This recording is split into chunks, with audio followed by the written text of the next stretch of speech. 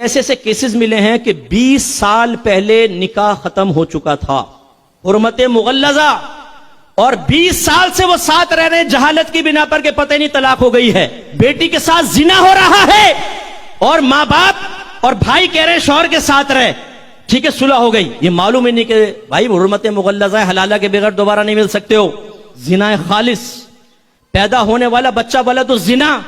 میں آپ سب سے کوشچن کرتا ہوں، یہ بتائیے کہ آپ یہ چاہیں گے کہ آپ کی بیٹی کے ساتھ زنا ہو؟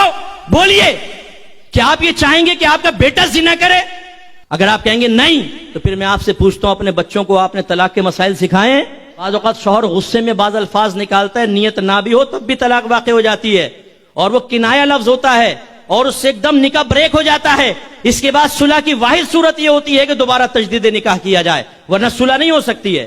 مثال کے طور پہ بیوی کہہ رہی تھی چھوڑ دو مجھے، میں تمہارے ساتھ نہیں رہتی، شوہر نے کہا جا تجھے آزاد کیا، جیسے ہی غصے میں لڑائی کے دوران لفظ آزاد استعمال کرے گا، نکاح بریک ہو جائے گا فوراً۔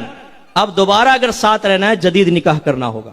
میرے سامنے اتنے کیسز آئے جو بعد میں پتہ چلے، پہلے ہوتے تو میں روک دیتا، لفظ کنایہ سے طلاق ہوئی، نکاح بریک ہے، آگے جی ماں باپ بھی دیکھو بیٹا صلح کر لو، اچھی بات نہیں ہوتی، لڑائی جھگڑا کس گھر میں نہیں ہوتا؟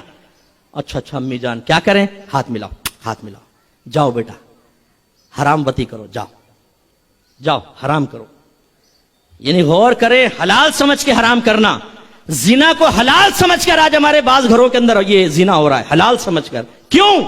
علم دین نہیں سیکھا ہوا۔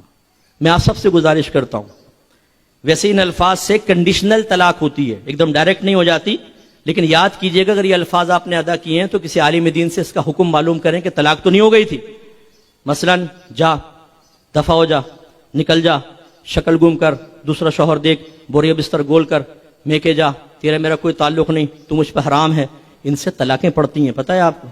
سیکھیں ہیں آپ نے یہ مسائل؟ آج تو یہاں سفید ریش والے تشریف فرما ہوں گے بزرگ، جو یاد کریں گے تو جوانی میں عالم غضب میں سلطان راہی کا اکثر ثانی بنتے ہوئے کتنی مرتبہ یہ الفاظ آپ نے زبان سے ادا کیے ہوں گے، لیکن گھر چل رہا ہے صاحب۔ میں تو یہ کبھی پسند نہیں کروں گا کہ میری بیٹی کے ساتھ زنا ہو یا میرا داماد ایسا ہو۔